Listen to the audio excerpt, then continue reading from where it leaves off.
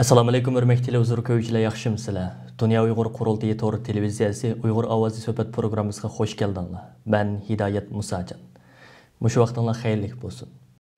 Aziz ko'ruvchilar, sizlarga ma'lum bo'lganidek, Dünya Uyg'ur Qurultayining arzi bilan 2020-yil Londonda qurilgan Uyg'ur sud kollegiyasi 9 dekabr kuni hukm e'lon qilish yig'ini chaqirib, Xitoy hukumatı Uyg'urlarga qarata irqiy qirg'inchilik va insoniyatga qarshi jinoyat yurgizyapti deb hukm chiqargandi.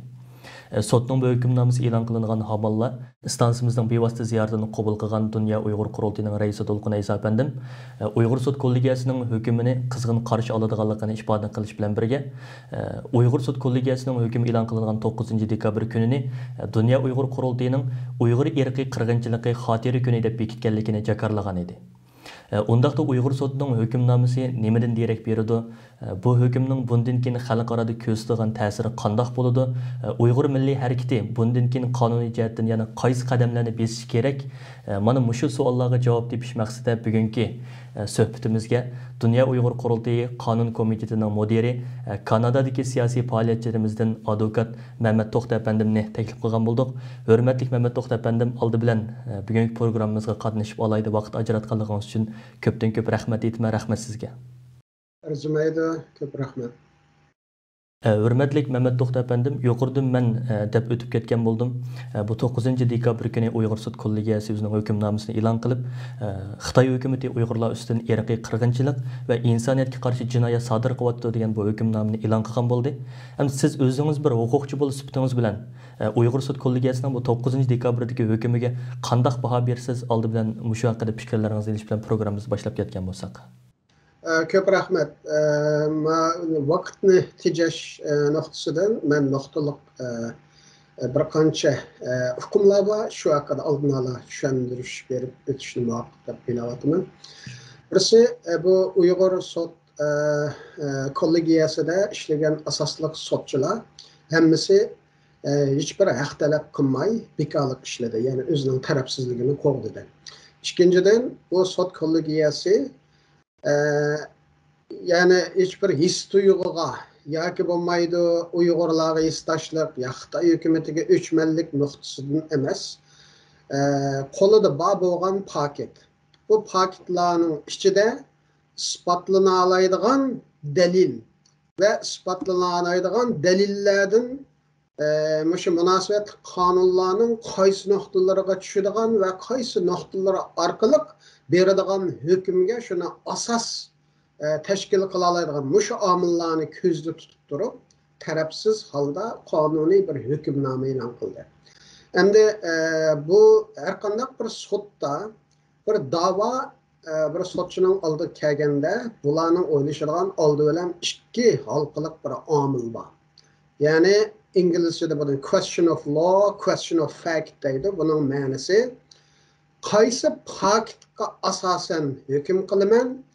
Bu paket qaysi qonunga asosan hukm chiqarilishga yaraydi. Ya'ni bir jinoyat bo'lgan bo'lsa, buni o'g'irlikqa munosabatlik qonun hukmi bilan qo'lamdagi bu paketni hukm chiqaramdim yo o't qo'yishga munosabatlik jinoiy qilmish bilan o hukmni chiqaramdim. Ya'ni şu noktadan qaraganda hamda Uyg'ur sud kollegiyasi 3 xil tarafdan paket to'pladi.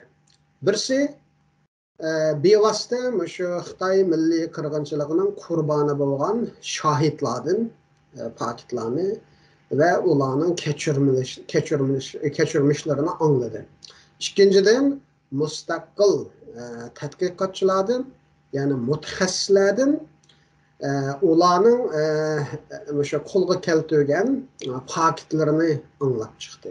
Uchinchidan Xitoy hukumatining rasmiy hujjatlarida bu haqida nima deyilgan, bularga qarab chiqdi.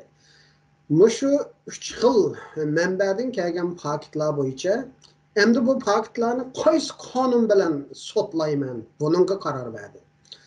Uyg'ur sud kollegiyasining e'lon qilgan hukmnomasidagi bu qonuniy asoslarga qarasak, birisi 1948-yildagi Jeneva milliy qirg'inchilik ahdnomasiga asoslanganligini, ikkinchidan Birleşken Devletler Teşkilatı'nın qiyin qistoq cheklash va unga qarshi turish ehdinamisiga asoslanganligini, üçüncüden insoniyatga qarshi ishlangan jinoyatlar ehdinamisiga asoslanganligini, to'rtinchisi o'sha xalqaro jinoiy ishlar sotining o'sha Rom qonuni bo'yicha bekitilgan maxsus sot buningdan burungi o'sha insoniyatga qarshi ishlangan va milliy qirg'inchilik haqida e'lon qilgan qonuniy asoslarga, ya'ni 4 qonuniy asos bo'yicha qo'lga keltirilgan shu paketlarga qarab turib shu qonuniy asos bo'yicha hukm berganligini ko'ramiz. Endi bu yerda yana bir eskartib qo'yadigan narsa, bu sotning hukmnomasiga qarasak, endi bu paketlarni baholashda sot xilma-xil o'lcham ishlatadi. Jinoiy ishlar da'volarida, ya'ni sotning ishlatadigan, ya'ni mush paket yoki mush bir jinoiy qilmish sodir bo'ldimi, bo'lmadimi, shunchalar paketlar bor, shunday bo'lsa-mu, bu paketlarning hammasini biz dalil deb qabul qilgan taqdirdami, mushu jinoiy qilmishning sodir qilinganligi haqida hukmni bersak, qallimizda bir gumon qalamdi qamamdi. Ya'ni buni inglizcha qonun o'sha hukumada beyond reasonable doubt deydi. Ya'ni mushu jinoiy qilmishning mushu davlat yoki mush shaxs tarafidan sodir qilinganligiga hech qanday shak shubha yo'q degan gap.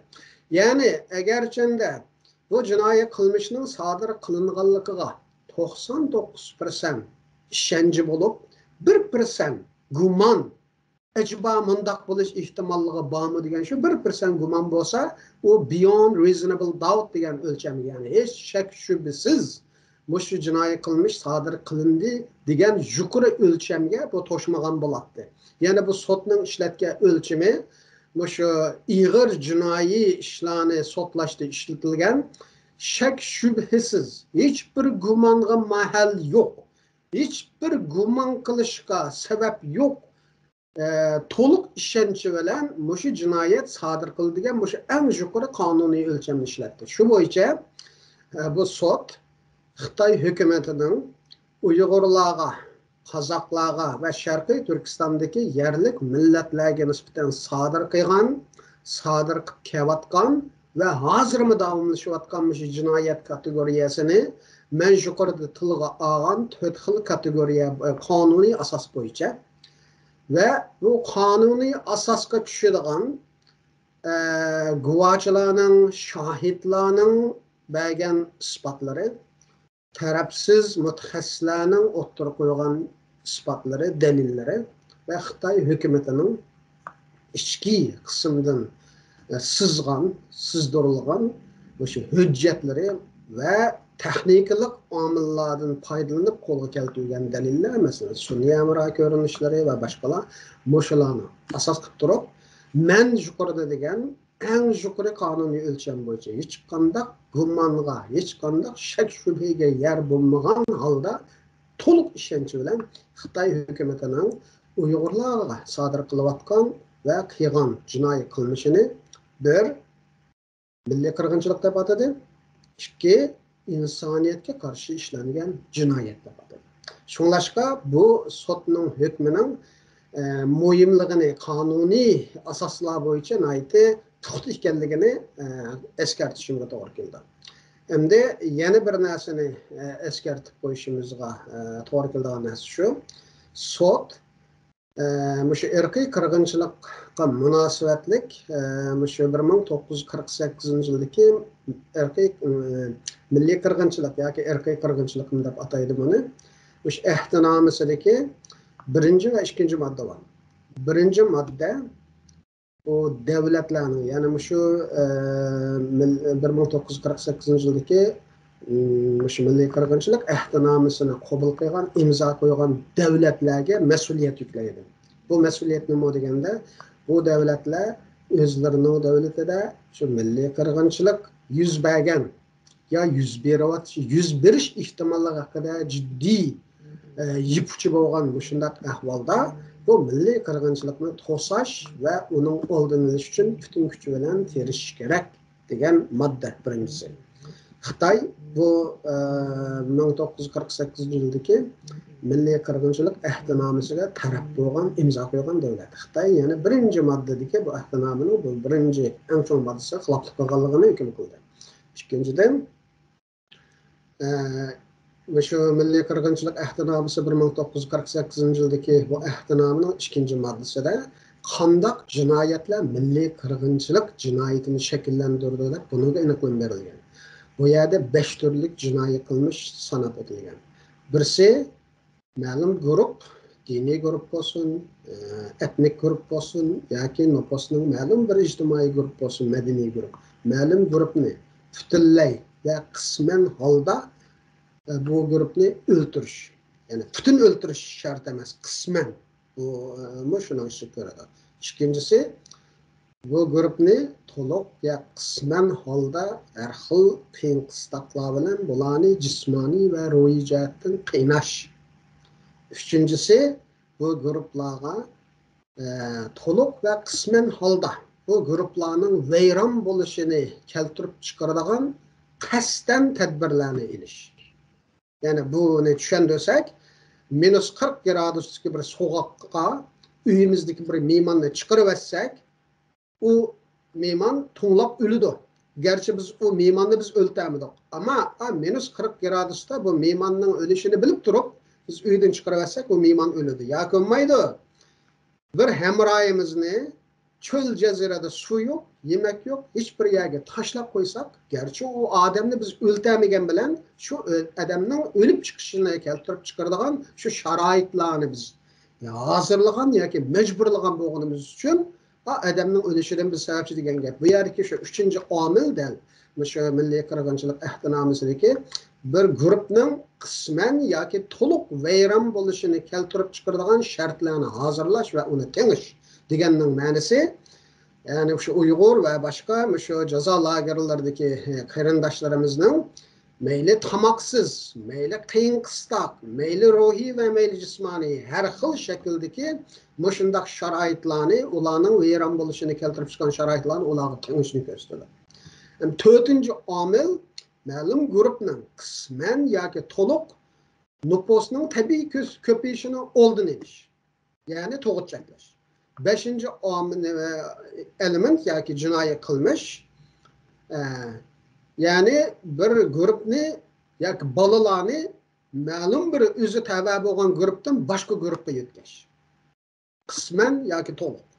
Ya'ni bu 5 turli omilga qarab chiqib, Uyg'ur sot kollegiyasi shu 5 turli omilning qaysi birini shu eng yuqori hech bir gumonga mahal qolmagan darajada isbotlash imkonimiz bor. Qaysi birini isbotlanmaymiz degan shunday o'lcham bo'yicha shu Milliy qirg'inchilik ahdnomasining 5 moddasi va insoniyat qarshi ishlangan jinoyat ahdnomasining 16 mo jinoiy qilmish va shu har bir jinoiy qilmishlarga bir qarab chiqib o'tirg'i chiqqan faktlar, isbotlangan dalillar va realliklar hammani bir selishtirib, buni hukm qilib, hozirgi Uyg'urlarning va boshqa Sharqiy Turkistondagi yerlik millatlarning beshik kelgan shu fojialik ahvolni, ya'ni Xitoy hukumatining jinoiy qilmish shakllik kelib chiqqan fojialarni milliy qirg'inchilik va insoniyat qarshi ishlangan jinoyat deb bekitdi. Ya'ni bu qaror mandaqlar ig'izdan deyiladigan qaror emas. Butun men yuqorida degandek dalillarni to'plab, bu dalillarni eng yuqori qonuniy o'lcham bo'yicha suzib isbotlag'ili bo'ladigan isbotlanganlarini anadan keyin xalqaro qonunning shu munosabatli qonun moddalariga bir sap turib qilgandan keyin chiqqan hukm. Shunlashqa bu hukmning qonuniy jihatdan kuchi nihoyatda kuchli, eng muhimi bu hukmni chiqarish uchun o'ttirib qo'ygan sabablar. Nima sababdan bu hukm berildi? Şu ahdnomedagi har bir jinoiy qilmishning elementi emas. Şu elementlar ichidagi har bir so'zga şu Uyg'urlarning beshik kelgan shu vahshiy jinoiy qilmishlarning qandoq tushirganligi, qandoq shuningga birma-bir o'xshayotganligidan iborat shu realliklarni hammani shu hukmnomining sababida nihoyatda tafsili yozgan. Shunlashqa Xitoy hukumatining qattiq beyoron bo'lishining sababi dal shu. Ko'pdan ko'p rahmat hurmatli Mehmet To'xta efendim. Yuqorida siz aytib o'tgan bo'ldingiz. Ya'ni bu 9 dekabr e'lon qilingan bu Uyg'ur sud mahkamasining hukmi nihoyatda mustahkam bir qonuniy asoslarga tayanib turib chiqarilgan deb. Sizga ma'lum bu 9 dekabr bu sudning hukmi e'lon qilindi va ertasi ya'ni 10 dekabr kuni Birlashgan Davlatlar Tashkiloti bayonot e'lon qilib Uyg'ur sud kollegiyasi to'plagan bu Uyg'ur vaziyati haqidagi uchurlarning kishini to'liq andishaga tashvik solganligini bildirgan bo'ldi. Endi men bu xabarni olgandan keyin nihoyatda hayron qoldim. Hamda masalan biz umid qilgan bo'lsakmi, bundan irqiy qirg'inchilik deydigan bir qaror chiqsa, buni mayli Birlashgan Davlatlar Tashkiloti bo'lsin va yoki Yevropa parlamenti bo'lsin va shunga o'xshash yuqori darajalik organlarning ishini qiqib ochadigan bir siyosiy kozir sifatida ishlatamizmiki degan shaklda o'ylagan bo'lsakmi, bir kun keyin Birlashgan Davlatlar Tashkilotidagi yuqori bir organning bu vaqtdagi bu sud haqidagi o'zining qarashlarini bayon qilishimi meni nihoyat xursand va xursand qilgan bo'ldi. Ham sizcha bu Birlashgan Davlatlar Tashkilotining bu bayonoti Uyg'ur sud kollegiyasining hükümünü qabul qilganlikmi yoki muayyanlashtirganlikmi, siz buni qanday qaraysiz? Bu Uyg'ur sotining e'lon qilgan bu qarori hukmnomasi, qaror degandan bakroq hukmnoma deyishimiz muvofiqdir. Bu hukmnomasi mayli Birlashgan Davlatlar Tashkiloti bo'lsin, mayli Uyg'urlarning hozirgi beshiga kelayotgan milliy qirg'inchilik va insoniyat qarshi ishlangan jinoyat şu içinişlik vaziyetiga ko'ngil bo'layotgan nurg'un davlatlar va bularga bo'lsin, mayli Yevropa Birligidagi şu davlatlar orasi tashkilotlar bo'lsin, hatto bu Uyg'urlarning milliy qirg'inchilik fojiasiga hozircha sukutda yoki ko'zni yumib turayotgan, hatto Xitoy tarafda turayotgan davlatlarga bo'lsin yoki davlatlar tashkilotiga bo'lsin, masalan Islom ishbirligi tashkilotida bularning İçinde nurgun en addi til bilan aytganda talash tartish paydo qildi. To'g'riroq til bilan aytganda bas munozara va bu faktlar haqida biz necha vaqtdan beri tutgan narsalar, siyosatlar yoki pozitsiyalar to'g'ri bo'ldimi acaba deganda gumon va ishtaguvchi turtkilik kuch paydo qildi. Buni deyishimning sababi shu. Birlashgan Davlatlar Tashkiloti Kishilik huquq komiteti yaqinda o'sha Uyg'urlarning vaziyati haqida doklad e'lon qilmoqchi edi. Aslida bu doklad e'lon qilinib bo'lishi kerak. Bu Uyg'ur sotining hukmnomasi e'lon qilgandan keyin bular bu dokladning e'lon qilinishini bir hafta ishga kechiktirdi. Buning sababi da o'sha Uyg'ur soti e'lon qilgan hukmnomani ko'zdan kechirib, bular o'zlarining dokladini qaytadan tayyorlamoqchi yoki qaytadan yangilamoqchi. Chunki Uyg'ur sotining o'ttirib qo'ygan hukmnomasida ishlatgan faktlar, şu hükümge kelish uchun ishlatgan faktlar, isbotlangan jinoiy qilmishlar va bu jinoiy qilmishlarning xalqaro qonun sohasida qonuniy asoslar bo'yicha qanday jinoyat tashkil qilganligi bu hukmnoma nihoyat tafsiliy sharhlangan. Har bir so'zga ta'kid ishlatilgan, har bir xulosaga, har bir yakunga to'liq isbotlangan faktlar bilan shu yakunga erishgan. Unda bo'lg'achqa Birlashgan Davlatlar Tashkilotining yaqinda chiqarilgan dokladida yolg'iz Uyg'urlarning masalasi kishilik huquq panjarasidan emas, balki shu milliy qirg'inchilik va insoniyat qarshi ishlangan jinoyat kategoriyasida shu panjaradan bu report doklad yangilanishi ehtimoli kuchli. Anadan keyin Yevropa parlamenti va Yevropa komissiyasi va shunga o'xshash Kanada, Avstraliya, shu milliy qirg'inchilikni qabul qilgan parlamentdan boshqa bu davlatlardagi hukumatlar bor.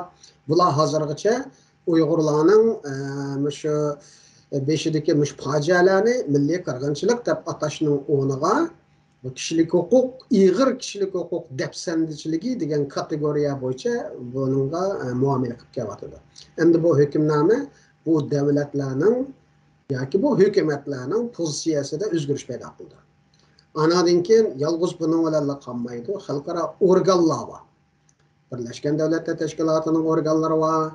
Anadan keyin Birlashgan Davlatlar Tashkilotining Treaty Organization deymiz. Bu shu Birlashgan Davlatlar Tashkilotining butun xalqaro ahdnomasini nazorat qiladigan, bu ahdnomaning qanday ijro qilinayotganligi, qaysi davlatning qaysi shaklda bu xalqaro ahdnomalarga xiloflik qilayotganligini kuzatilgan organlar va dunyo tijorat tashkiloti va Onun o'xshash nurg'un o'sha xalqarada ermash-charmash nurg'un masalalarga chetilib ketgan xalqaro o'sha munosabatlar bo'yicha funksiya oqtiradigan tashkilotlar bor. Bu tashkilotlarning buningdan keyingi Xitoy bilan bo'lgan muomalasiga zo'r ta'sir ko'rsatdi. Anadagi xalqarada adliya organlari var. Bu xalqaro adliya organlari deganimiz ba'zilari Birlashgan Davlatlar Tashkiloti tomonidan qurilgan xalqaro sud, xalqaro adolat divoni degandek organlar. Yana birisi shu mustaqil xalqaro organlar bor. Bularning bundan keyingi o'sha Xitoyga munosabatli qarorlarga zo'r ta'sir ko'rsatdi. Ya'ni yig'ib aytganda bundan keyin Xitoy hukumatı Uyg'urlarning shu beshidagi fojialarni milliy qirg'inchilik deb atagan davlatlarga nisbatan hozirgacha ishlatib kelgan bu degan siyosiy qaror parlamentlar Xitoyga o'chligidan yoki Xitoyning taraqqiyotini to'sash uchun maqsadli holda yolg'onlardan foydalanib uydirib chiqqan Xitoyni to'sashda bahona qilib ishlatgan bir tashviqot materiali deb Xitoyning hozirgacha bozorga sib kelgan bu quruq sapsatlari sug'uchilashgan bo'ldi. Chunki oldimizda, üstünümüzde bir hükümname var. Bu hükümnamenin sebebi aniq. Bu hükümnamenin bu oturuq çıkışıdaki paketler aniq. Yani ispatlangan. Yalğız guvaçılarning bergan guvaligi bilan emas. Tarafsiz mutaxassislar tarafidan ispatlangan eng muhimi Xitoyning ichki hujjatlari va ichki buyruqlari asosida birma-bir ispatlangan. Unda bo'lgani uchun Xitoy özünün ichki materialları, Xitoy özünün şu nemisi, şu her yıl e'lon qilingan yillik statistik kitabı, şunun da Uyg'urlarning da postini qanchalik azlayotganligi, tug'ut nisbatan qanchalik azlayotganligi, shularning hammasi o'sha sirtda tarafsiz mutaxassislarning bergan dokladlari, tadqiqotlari bilan birma-bir o'xshashlikka ega. Shuna bo'g'achqa Xitoy bundan keyin davlatlarning bergan Uyg'urlarga nisbatan chiqargan Uyg'urlar bugun milliy qirg'inchilikning va insoniyatga qarshi ishlangan jinoyatning, ya'ni Xitoy tarafidan ishlanayotgan jinoyatlar bular qurboni deb bergan hukmnomasiga nisbatan qarorlarga nisbatan Xitoy endi buni siyosiy tarafga buranmaydi. Xitoy buni qandaqdir tashviqot olsa deyishi mumkin, ammo degan taqdirda uning hech qanday kuchi bo'lmaydi. Shunlashqa Xitoyning va Xitoyning cho'moqchilarining va Xitoyning bilib bilmay turib Xitoyning deb usul o'ynayotganlarning yaqindan buyon tipirlab ketishining sababi dal mushular yetadi. Ko'pdan ko'p rahmat, hurmatli Mehmet To'xta efendim. Siz mi deb o'tdingiz, ya'ni bu Uyg'ur sud kollegiyasining hukmnomasi mustahkam qonuniy asoslarga tayanganligi uchun bundan keyin xalqaro organlar, parlamentlar va hukumatlar mayli Xitoy bilan bo'lgan aloqalarda bo'lsin yoki Uyg'ur masalalariga qarab chiqish nuqtalarida bo'lsin, oldida bir hukmnoma qonuniy asos bo'lganligi uchun nihoyat diqqat qiladi va buni ko'zdan saqit qilmaydi degan bir nuqtani yoritib o'tgan bo'ldingiz. Endi Uyg'ur sud kollegiyasining raisi Jifri Nays apandi matbuotlar qilgan so'zda Uyg'ur sud kollegiyasida o'zi to'plagan butun dalil isbotlarni xalqaro organlarning foydalanishiga sunishga hozir ekanligini buni bildirgan bo'ldi. Endi sizce xalqaro organlar yoki parlament va hukumatlar Uyg'ur sud kollegiyasining shu hukmnomasini bir qonuniy asos deb tonimdi. Siz bu vaqtda qanday qaraysiz? Ko'p rahmat. Bu savol bek muhim. Nurg'un qarindoshlarimizda shunday bir tushuncha bor. Uyg'ur sud kollegiyasi Uyg'urlar haqida bir hukmnoma chiqadi, shunlashqa bu hukmnoma avtomatik ijro bo'ladi. Xo'sh. Bundan keyin dunyoning hamma buning fushqoqlari tangla harakatga o'tib, o'z cho'lgan harada hamma yerdan chiqib Uyg'urlar uchun gap qilishga yoki Uyg'urlarning shu milliy qirg'inchilik, shu ichinishlik fojiasini to'xtatish uchun harakatga o'tadi deydigan bir tushuncha bor. Bu undaq bo'lmaydi. Bunun sababi şu. Bu hükümname fakat Türklerine gibi durum tespiti deydigan. Hazır Uygurlarning beşik kelgan şu ichinishlik fojialarning ismini qo'ydi va ismini qo'yishda nima uchun shu ismni qo'yganligi haqida paketlarni o'ttirib qo'yib, qaysi qonunlarga asosan, qaysi jinoyat qilmishlarga asosan bu Uygurlarning beshidagi fojianing ismining mandaq bo'lganligini sharhlab beradi. Bu bir. Şunlaşqa bu Uygurlarning beşik kelgan fojialarning hozir ismi bor qonunda. Uyg'urlar milliy qirg'inchilik ve insaniyet karşı işlengen cinayetin kurbanı. Bu cinayetin işlevçi Xitay devleti. Yukarıdan tövengacha. Yani bunun bu hükümnamenin bizge deydiğini şu. Endi bunu xalqaro organlarda, devletlerde, parlamentlarda ve devletler arası teşkilatlarda bunun kandak eksetişi, bu kararın kandak siyasi programga aylanışı, siyasi program arkalı kandak siyasi hareketlenişinin payda buluşu, bu arkalı Xitayga siyasi, diplomatiya, iqtisadi ve başka cihetlerden, soğudu cihetlerden kandak akıbetlerinin payda kılınışı, mana bula yani Uyghur teşkilatlarına, yani Dünya Uyghur Kurultayının zimmisiga düşken vazife. Muşunu del tonugan asasda yakınki Prag'da açılgan Dünya Uyghur Kurultayının 7. katımlık umumi kurultayda kurultay Dünya Uyghur Kurultayı terkibinde bir kanun komitesi tesis kıldı. Bu kanun komitesinin birden bir vazifesi mi? Yani vazifesinin en mühim terkibinin birisi mi? Bu Uyghur Milli Sotu'nun bu hükümnamesini xalqaro organlarga kandak sunuş. Xalqaro organlarga sunuşda bu kanun hükümne bu hükümnameden kandak faydalanış. Bu mesele hakkında bir mutaxassislar, kanuni mutaxassislar grubu kuruş qatarlıq bir qatar vazifelerimiz var. Şunun bu vazifege men talip buldum ve bu vazifemi halkımızın vekillerinin bana bu işençisi bilen saylanıp çıktım. Hem de meseleni ilki addilaştırıp diginimizde bu hükümname turuda hem de. Torbette turuda. Hem de bu hükümnameni kıskartılgan nemesi 60 bet, tepsilatı 300 bet etrafında. Bunu bir devletlerin aldığı apağlanmaydı bunu. Hiç kimden 60 betlik nesini, 300 betlik nesini okuyduğun onda fırsat olmaydı. Hem de bu şu hükümnameden süzüp ilip çıkıp her bir devletinin özünün mevcut kanuni, siyasi, diplomatiya, ticaret katarlık cihetlerde Xitay bilen boğan bağlanışlarını nazarga algan asasda her bir devletke has İngilizce memo deymiz, kanuni bir hüccet berpa kılıp bunu bu devletlerini hareket keltirişti işletiş del şu bizning kanun grupusidagi şu xalqaro şu kanunchilardan şekillengen ve şekillenayotgan şu kanunchilarning vazifasi. Çünkü mesela Kanada'nın Xitay bilen bo'lgan munosabati bilan Amerikaning yoki Turkiyaning Xitay bilen bo'lgan munosabati o'xshamaydi. Kanada'nın xalqarodagi şu milliy qirg'inchilik ehtinomisidagi roli bilan buni qanday qabul qildi?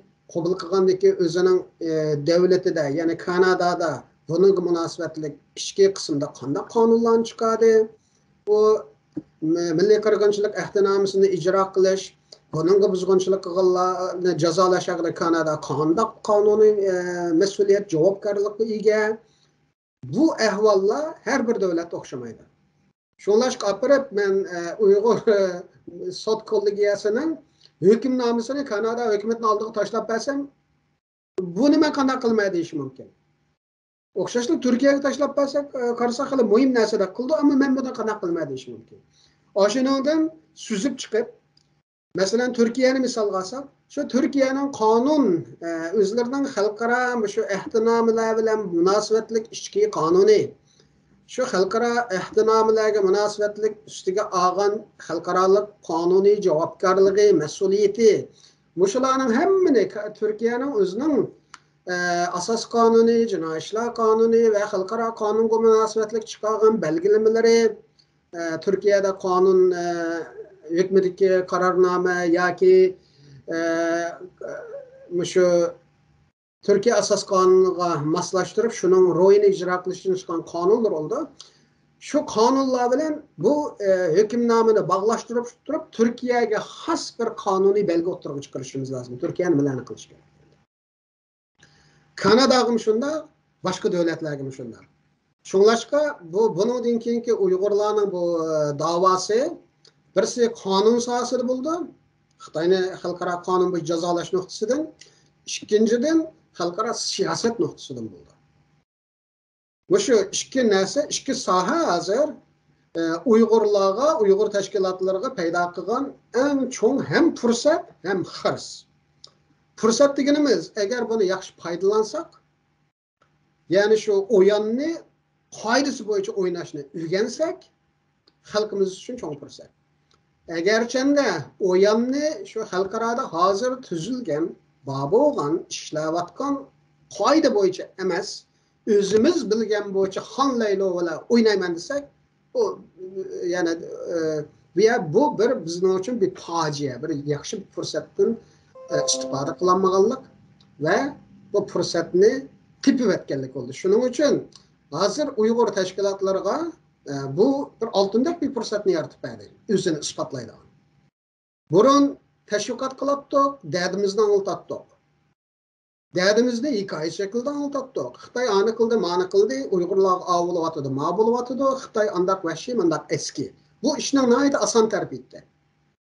Hozir hamda bu Xitoyning qilmishlarining ismi qo'yildi. Milliy qirg'inchilik, insoniyat qarshi ishlangan jinoyat. Xitoyning qilmishining ismi bor. Bu qilmishlarning xalqaro qonunda jazoi bir javobgarligi bor.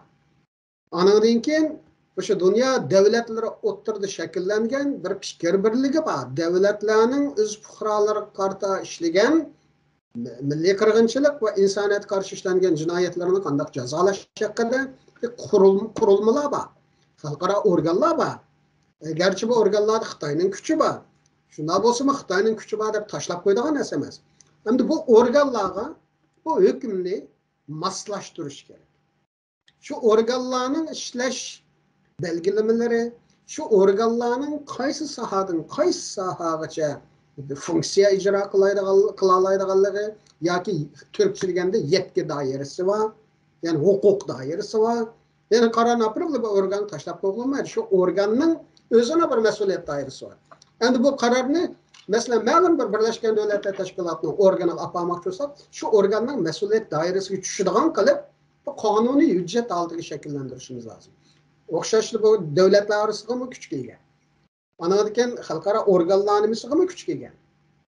Shunlashqa bundan keyingi o'sha qurultayning qonun komiteti bo'lsin yoki qurultayning umumiy strategiyasi bo'lsin, buni siyosiy nuqtadan qandaq amaliy harakatga aylantirish, davlatlarni bu Uyg'ur milliy sud chiqargan hukmnomadan foydalanib, davlatlarning Xitoyga bo'lgan siyosatida va Uyg'urlarning qo'g'dilishi nuqtasida mavjud shu davlat ustiga olgan xalqaroliq mas'uliyat va javobgarlik doirasida shu davlatlarni qanday harakatga keltirish hem siyosiy hem qonuniy. Siyosiy tarafi bilan qonun tarafi tang mangmasa bu ishda natija olmaydi. Shuning uchun Dünya Uyg'ur Qurultayi Qonuniy komitetining bundan keyingi vazifasining birisi balkim hamma davlatlarga nisbatan mundaq bir qonuniy hujjat yoki qonuniy moslashgan bir xulosa shaklidagi bir belge her bir davlatga nim qilib olishimiz notayin agar bu qonun guruhimizning kengayishiga bog'liq. Hech bo'lmasa xalqaro organlar va ma'lum davlatlarni asos qilib Muş Uyghur soti chiqargan hukmnomani shu davlatda qanday ijro qilish, shu davlatda bu hukmnomani ijro qiladigan qanday organlar bor. Qanday organ masalan insoniyat qarshi ishlangan jinoyat haqida qanday mas'uliyatga ega. Qanday organ shu milliy qirg'inchilik jinoyat sodir bo'lgan avvalda qanday funksiyaga ega. Mushlarni birdan bir bayqab şu organlarning xizmat va mas'uliyat doirasiga moslashgan holda bu Uyg'ur milliy qirg'inchilik soti chiqargan hukmnomani uningga qonuniy jihatdan bir belgi qilib tayyorlab, qiladigan ishlarni bir modda tizib, o'zingning qonunning moddasi bo'yicha yoki o'zingning xizmat doirasi bo'yicha ma'noslarni qilish majburiyating bor edi. Uyg'ur soti Xitoyning jinoiy qilmishlarini, Uyg'urlarga qarshi jinoiy qilmishlarini mandaq deb hukm qildi. Şu devletki şu organning xizmat doirasi bo'yicha hukmnoma seni xizmat doirang shu nima deb ish qilmaysa deb ham qonun ham siyosat nuqtasidan bu ishlarni birdan bir surishti qilish, keynidan yugurish, bu sotning hukmini amaliy siyosiy programmaga, siyosiy harakatga va qonuniy mas'uliyat talab qiladigan shundoq bir kuchlik xalqarалық harakatni paydo qilish endi Uyg'ur tashkilotlarining bo'libmi dunyo Uyg'ur qurultiyining bundan keyingi eng muhim vazifasi hisoblanadi. Rahmat hurmatli Mehmet To'xta efendim. Siz deb o'tib ketgandek, bu yil 11 oyda chaqirilgan Dunyo Uyg'ur qurultiyining 7 navbatli qurultiyida ta'sis qilingan qonun komitetining raisligiga mudirligiga saylangan bo'ldingiz. Aldı bilan bu yangi vazifangizni tabriklayman va bundan keyingi ishlaringizga texmo muvaffaqiyat va utuq tilayman. Hem siz nayet bir muhim nuqtani deb o'tib ketgan bo'ldingiz. Ya'ni bu xalqarada qonuniy va qimmat qarashlarni oldingi o'ringa qo'yadigan davlatlarda bizning manfaatimizga majburlaydigan ba'zi yo'lchilardan foydalanib yo'limizni ochadigan bir hukmnoma oldimizda paydo bo'ldi deb. Ana shuningga munosabatlik bir savol bilan bugungi programmamizni oxirlashtirsak, sizga ma'lum bo'lgandek oldingi kuni Dunyo Uyg'ur qurultiyi bilan Uyg'ur kishilik huquq qurilishi birlashib Xitoy hukumatining ustidan Argentina sotiga ariznoma sunganligini e'lon qilgan bo'ldi. Yani Xitoyning ustidan arz qilish uchun nima uchun hamda Latin Amerikadagi Argentinadagi bir davlat tanlandi? Argentinaning qonuniy jihatdan biz uchun qanday afzalligi bor? Hamda siz yuqorida deb o'tgan ba'zi yo'chiqlar haqida biroz tafsilga to'xtalib bergan bo'lsangiz, rahmat. Ko'p rahmat. Bu narsani tushunish uchun yana kichikgina bir qonuniy orqa ko'rinishini berishimizga to'g'ri keldi. Bo'lmasa nurg'un qarindoshlarimiz nima deb Argentina, nima deb Amerika emas yo Yevropa emas deganda bu savollar qalbisida cho'qim paydo bo'ldi. Endi bu davlatlarni davlat qilgan narsa shu davlatning egemenlik huquqi. Egemenlik huquqini inglizcha sovereignty deymiz. Xitoycha juchuan deydi. Bu egemenlik huquqining oldiga o'tadigan dunyoda bir huquq yo'q endi. Shunglashqa millatlar eng cho'ng ish qilsa davlat qura oladi. Shu davlat qo'yganda shu davlatning egemenlik huquqi. U deganlik men o'zimga o'zim ega deydigan gap. Kichikkina Shimoliy Koreya degan Birlashgan Davlatlar Tashkilotining qarorini xolis qabul qildi, xolis qabul qilmaydi. Chunki egemenlik huquqim bor deydi. Shunda bo'lg'achqa bir davlat o'zining egemenligini nurg'un davlat o'z territoriyasida shu doirada ishlatadi. Shu davlatning egemenlik huquqi shu davlatning territoriyasi bilan ham cheklandi. O territoriyaning sirtiga egemenlik huquqini ishlatilmaydi. Hamda davlatlarning egemenlik huquqi shu davlatlarning asosiy qonuni bilan tuzib chiqiladi.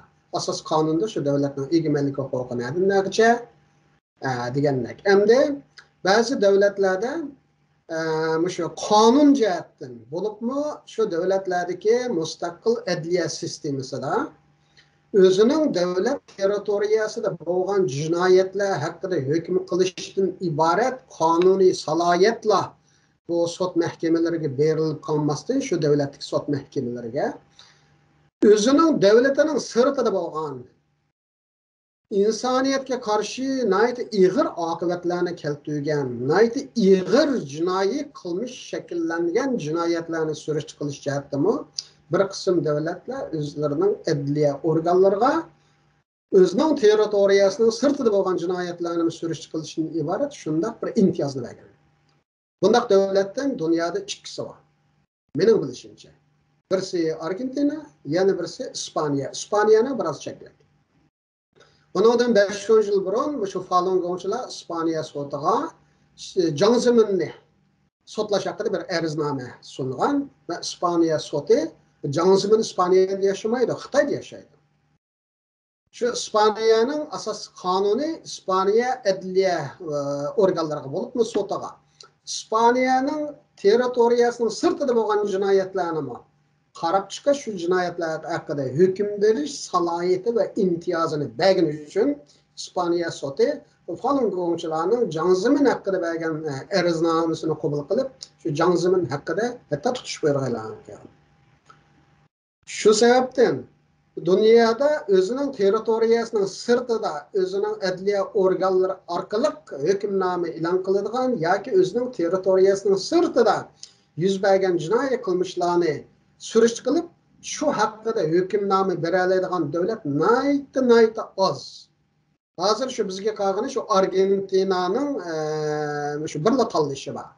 Endi Argentina asos qonuni Argentina sud mahkamalariga bo'libmi vahshiy jinoiy qilmishlar sodir bo'lganda shunday Uyghur milliy qirg'inchiligi va insoniyatga qarshi ishlangan jinoyatdek dunyoda nihoyatda ayiblangan va qattiq cheklangan davlatlar tarafidan sodir qilmasligi xalqaro ahdnomalar bilan mustahkamlangan shundoq jinoiy kategoriyalari sodir bo'lganda Argentina sudi bundaq jinoyat garchi Argentinaning sirtida bo'lsa-mu, buning qarab chiqargan salohiyatga erishgan.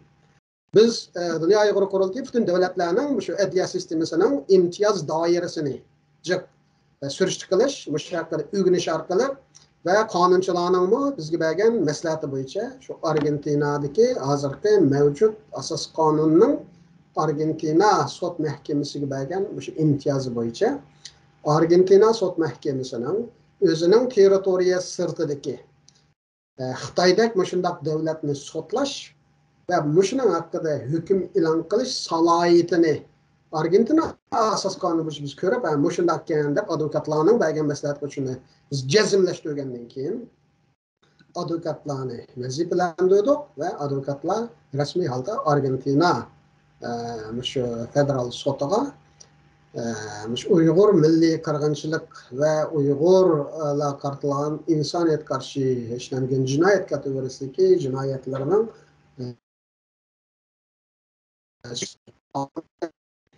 bunun javobgarligini surish qilish uchun ariznoma berdik. Argentina sudi bunga qarab chiqyapti. Endi bu sudning hukmi chiqsa qanday bo'ldi?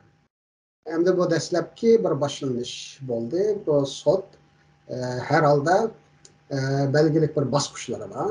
Agar sud Xitoyning amaldorlarining, ya'ni bu sud davlatning mas'uliyatidan bak shu davlatni boshqargan shaxslarning mas'uliyatini javobgarligini surishtirgan sud.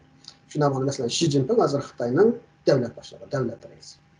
Xi Jinping Chinchangu qatorliq jallodlarning shu jinoiy qilmishiga pakt bo'ladigan dalillarni Dünya Uyghur Qurultayı o'zida bor bo'lganlarni va Uyg'ur sudi tayyorlagan dalil isbotlar bo'yicha va boshqa adliya arxivlarimiz va tashkilotlarimizning to'plagan material shu hammani dalil qilib shu guvohchilarning guvohligi bilan sudga sunadigan gap.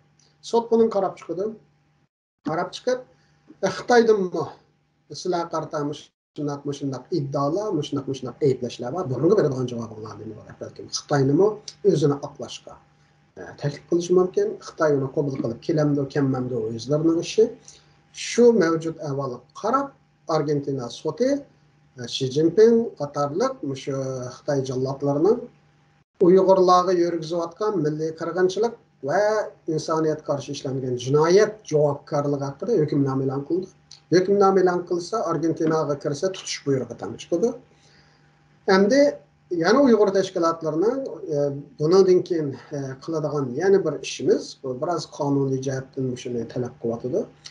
Argentinada shundoq davlatlar e'lon qilgan sud hukmini bo'libmi milliy qirg'inchilik jinoyati va insoniyatga qarshi ishlangan jinoyat kategoriyasidagi jinoiy qilmishlarni sodir qilgan davlat amaldorlarining har qanday davlatda, yolg'iz Argentinada emas, tutunishi, jazolanishni qo'l keltirish uchun nurg'un davlatlar balkim o'zining ichki qonunini o'zgartirishi mumkin. Biz qurultay cho'qim mushunimi bir o'zimizning bir xizmat tarkibi qilib, mushuni tutsak, tugun Xitoy amaldorlarining va bizning Uyg'urlarning milliy qirg'inchilik va insoniyatga qarshi ishlangan jinoyat qilmishiga o'rtaq bo'lgan, shuni loyihlagan, qilmishni sodir bo'lishiga buyruq tushagan, ijro qilgan bo'lib, shundaqlarning hammasining dunyoning nariga bo'lsa bo'lsin tutilishini, jazoga tortilishini qo'lga keltirilgan shundaq bir mexanizmni dunyo davlatlari ichida qurish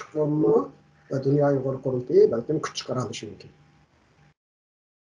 Hurmatli Mehmet To'xta efendim, yuqorida bergan qimmatli ma'lumotlaringiz va alayda vaqt ajratib bugungi Uyg'ur ovoz suhbat programmamizga qatnashib berganligingiz uchun ko'pdan ko'p rahmatimni bildiraman va shundaqla yangi tayinlangan bu vazifangizda texmi yaxshi natijalarni yaratishingizga tilakdoshman.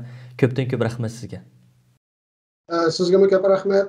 Programni shunday yaxshi elib beryapsiz, har kuni ko'ryapmiz. MDX singdirgan bu programning vujudga chiqishi, ro'yobga chiqib xalqimiz bilan yuz ko'rishishiga kuch chiqargan siz boshliq xodimlar hammalarga ko'pdan ko'p rahmat. Sizga ko'pdan ko'p rahmat. Hörmətli görürmənlər, şunun bilan bugünkü Uyğur Avaz söhbət proqramımız mushu yerda oxirlashdi. Proqramımızning texmi mukammal yaxshi chiqishi uchun o'zingizlarning fikrlarini inkas rayoniga yozishni qoldirib qo'yishni unutmaysizlar. Kelar qatimliq proqramimizni ko'rishgacha omon bo'linglar. Xayr xo'sh.